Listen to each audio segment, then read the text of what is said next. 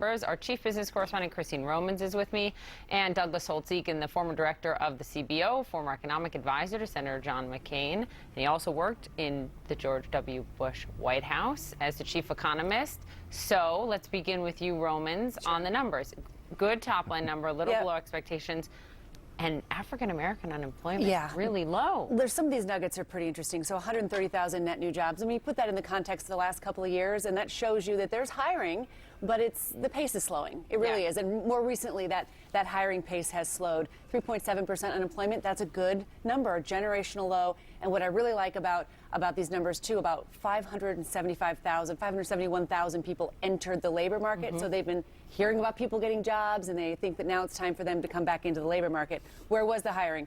Business and information services. Anybody with a kid in college, there's something called computer systems design. Those people are in really high demand, and I see it every month in these job numbers.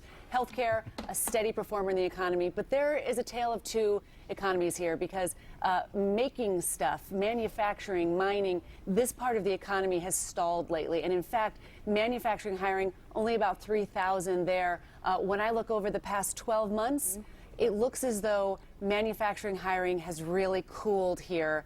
And that is something troubling, exactly as the president has put tough tariffs and tough talk on trade there. You mentioned the African-American unemployment rate, a record low there, and it's driven by black women. 4.4% unemployment rate for black women, the lowest since we've been keeping these numbers since 1972. Which is such a good thing. That's a good number to see. So, Douglas, what's your read on this? Because you've got a strong-ish top-line number, but when you look at manufacturing, you couple that with the ISM reading this week that said you've had the contraction in the manufacturing sector for the first time in 3 years, and the lowest consumer confidence reading out of the University of Michigan since 2016.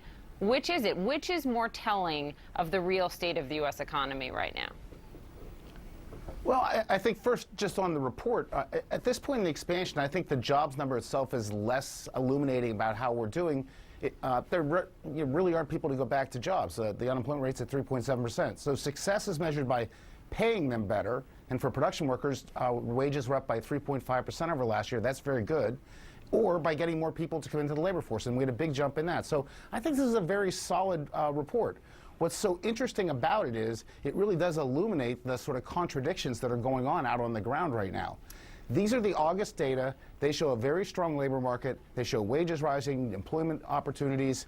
In that very same month, consumer confidence fell by the sharpest amount since 2012. So in a very good environment, they're worried about what's going on, especially their expectations of the future. And that's something to keep an eye on. I'm worried about that.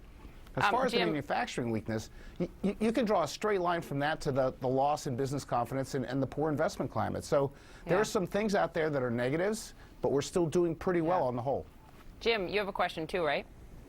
Christine, I'm just wondering how folks at home balance what are conflicting economic numbers here. I mean, yes, it's below expectations, and there is a downward trend on the job numbers. Global economy is slowing, there's no question. Trade war is having an economic impact on the U.S. economy, no question. Manufacturing is slowing down, no question. Should folks at home look at that as an indicator of where things are going in the coming months, just for their own economic situation? So I think people look at their paycheck, really. And you saw wage growth of about 3.2%, which is, 3.2%. It hasn't been gangbusters. It hasn't been as big as, say, the Fed would like to see it, but it has been holding in there. And I think that this has been a 10-year expansion that it took a lot of people a long time to really believe it because the recession was so terrible.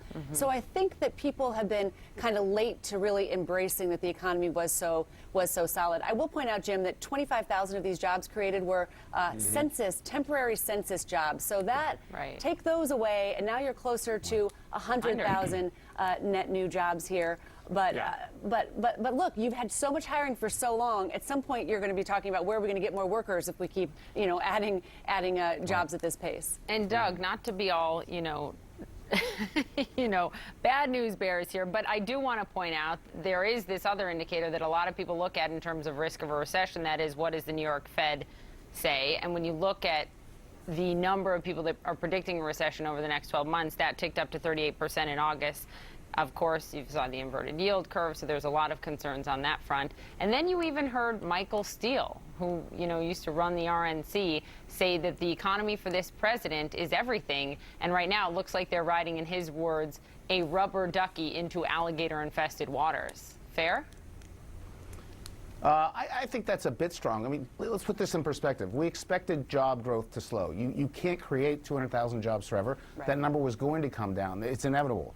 Manufacturing, yes, it's in trouble, but there are 11 workers outside of manufacturing for every manufacturing worker. It's really not the whole economy. So we are seeing the economy slow. That was probably inevitable. That's not the same as actually going negative and having a recession. So Right.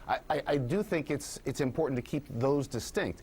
For the president, slowing can be political danger. There's no doubt about it. He doesn't need a recession to get in trouble.